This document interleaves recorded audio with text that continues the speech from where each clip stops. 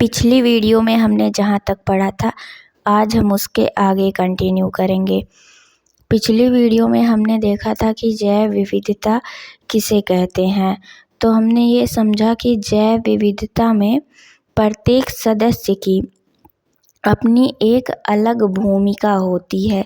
जैसे पेड़ कुछ पक्षियों और जंतुओं को भोजन और आश्रय प्रदान करते हैं। अब पेड़ पौधे पक्षियों और जंतुओं को भोजन और आश्रय प्रदान करते हैं।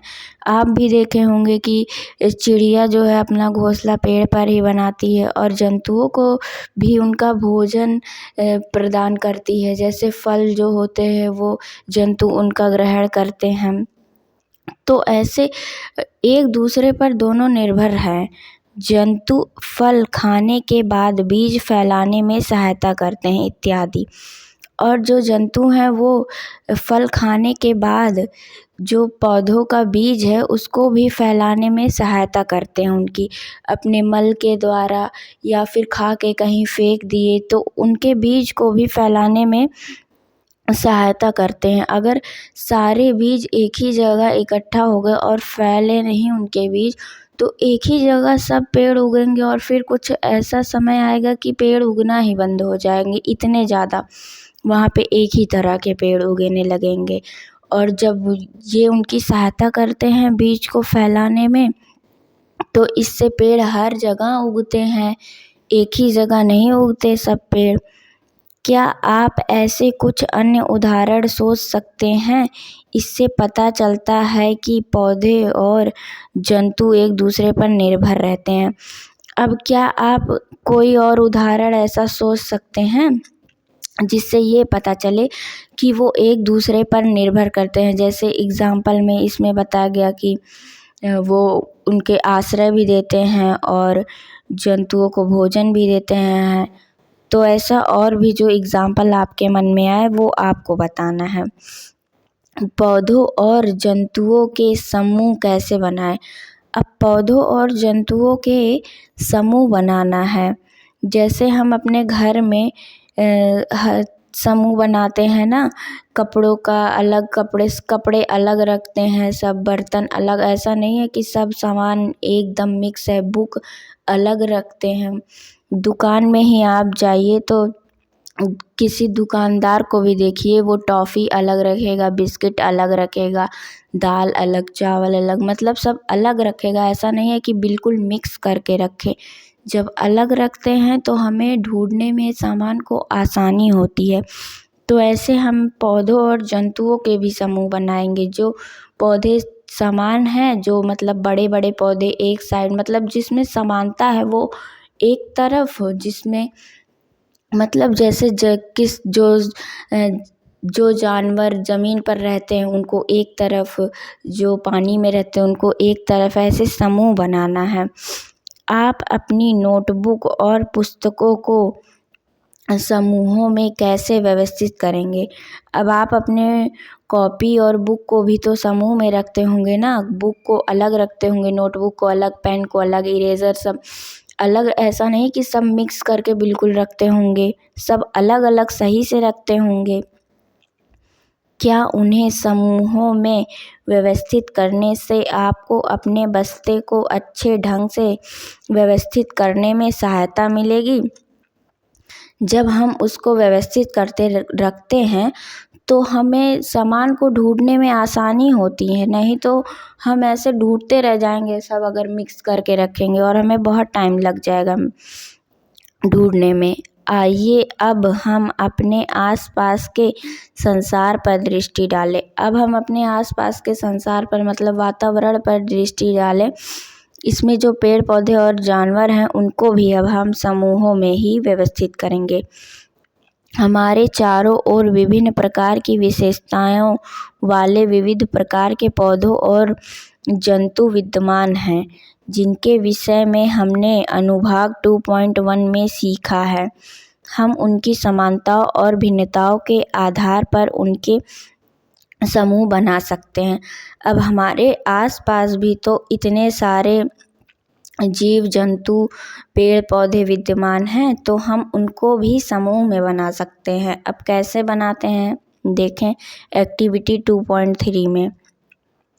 आइए समूह बनाएं। विविध प्रकार के पौधों और जंतुओं के चित्र एकत्रित कीजिए। विभिन्न प्रकार के पौधों और जंतुओं के चित्र एकत्रित करना है आपको जहाँ से भी मिल सके। आप पुरानी पत्रिकाओं, समाचार पत्रों, चार्ट एवं अन्य स्रोतों से उनके चित्र काट सकते हैं। अब आपकी कोई पुरानी बुक हो, वहाँ से, कैलेंडर से, समाचार पत्र से, चार्ट से या फिर प्रिंट आउट निकलवा के जहाँ से भी आप इकट्ठा कर सकते हैं, वहाँ से आप विभिन्न प्रकार के पौधों और जंतुओं के चित्र इकट्ठा करिए। इनमें से प्रत्येक चित्र अलग अलग कार्ड पर चिपकाएं। अब इनमें से जो चित्र हैं उनको अलग अलग कार्ड पे आपको चिपकाना है सबको। अपनी कक्षा को 5-6 विद्यार्थियों के अलग अलग समूहों में बांट लीजिए। अब आपके क्लास में टोटल जितने भी स्टूडेंट हैं सबको 5-6 ग्रुप में बांट लीजिए। 5-6 लोग एक ग्रुप में हों, फिर 5-6 लोग एक ग्रुप में हों, ऐसे आप बांट लीजिए। अपने समूह के सभी साथियों द्वारा बनाए गए कार्ड एकत्रित कर लीजिए। अब आपके ग्रुप में जो बच्चे हैं उन्होंने जितने कार्ड इकट्ठा किए हैं सबको मिला लीजिए। कार्ड में दर्शाए गए सभी पौधों और जंतुओं की विभिन्न विशेषताओं का अवलोकन कीजिए। अब कार्ड में जितने भी पौधे और जंतु हैं सबकी जो भी विशेषताएं हैं जो भी है सबका अवलोकन करना है आपको। तालिका 2.1 और तालिका 2.2 में लिखी पौधों और जंतुओं की विशेषताओं का स्मरण कीजिए। जो हमने एक्टिविटी की थी, जो हमने तालिका 2.1 और 2.2 में देखा था, जैसे अवलोकन किया था, उनका स्मरण करके आपको अवलोकन करना है। एक समान विशेषताओं के आधार पर उनके समूह बनाइए। अब जो उनमें समानता है उसको अलग कीजिए और उसके आधार पे समूह बनाइए।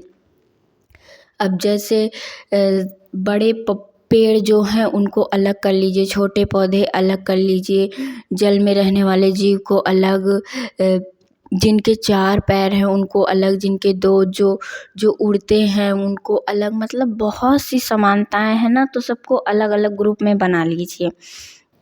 आपके द्वारा बनाए गए पौधों और जंतुओं के समूहों के आधार को कक्षा के अन्य समूहों के साथ साझा करें और उन पर चर्चा करें। अब आपने एक समानता के आधार पर अवलोकन किया। मान लीजिए आपने उस समानता के आधार पर अवलोकन किया जिस पेड़ में फूल नहीं होते, मतलब वो पेड़ में फूल नहीं रहते, तो फिर अब आप और भी जो समूह हैं उनसे भी आप चर्चा करें कि आपने किस समानता के आधार पे बनाया है। आप यह देखकर आश्चर्यचकित होंगे कि विभिन्न समूहों द्वारा उपयोग किए गए आधार भिन्न हो सकते हैं। तो आप जब देखेंगे ना तो सबका अलग अलग होगा। किसी ने बनाया होगा जो आसमान में उड़ते हैं, तो किसी ने जो जल में रहते हैं, तो किसी ने जो बड़े पौधे होते हैं, तो सबने अलग अलग बनाया होगा। आपको क्या लगता है इसके पीछे क्या कारण है? तो इसके पीछे क्या कारण हो सकता है? इसके पीछे यही कारण है कि इतनी ज़्यादा विविधता है कि सबने अलग अलग बनाया है, कि विभिन्न विद्यार्थियों ने समूह बनाने के लिए भिन्न भिन्न सामान्य विशेषताओं का चुनाव किया हो। क्योंकि इतनी विविधता है तभी सभी ने अलग अलग समानता चुनी है। उदाहरण के लिए कुछ विद्यार्थियों ने पौधों की ऊंचाई को समूह बनाने के आधार के रूप में चुना हो। अब कोई समूह पौधे जो ऊंचे ऊंचे पौधे होते हैं उनका समूह बनाने का आधार चुना हो, मतलब उन्होंने कहा हो हम बड़े पौधों का चुनाव करेंगे, हम उनका अवलोकन करेंगे। जबकि हो सकता है कि अन्य ने पौधे के समूह बनाने के लिए फूलों की उपस्थिति अथवा अनुपस्थिति को आधार के रूप में चुना हो। तो किसी ने ये किया हो कि जिसमें फूल आते हैं, तो किसी ने ये किया हो जिसमें फूल नहीं आते हैं। तो वही बताया ना मैंने कि ऐसे मतलब सभी ने अलग अलग चुनाव किया होगा किसी ने रेंगने वाले जानवरों का बनाया होगा, तो किसी ने पानी में, तो किसी ने ज़मीन पर और जल में दोनों रहने वाले, किसी ने शाकाहारी, किसी ने मांसाहारी, किसी ने सर्वाहारी। तो सब ने अलग अलग ग्रुप में सब ने अलग अलग समानताएं चुनी होगी, क्योंकि इतनी विविधता है तो सब ने अलग अलग चुना है। अब हम अपने नेक्स्ट वीडियो में समझेंगे आगे के टॉपिक को। आज की वीडियो को हम यहीं पर एंड करते हैं।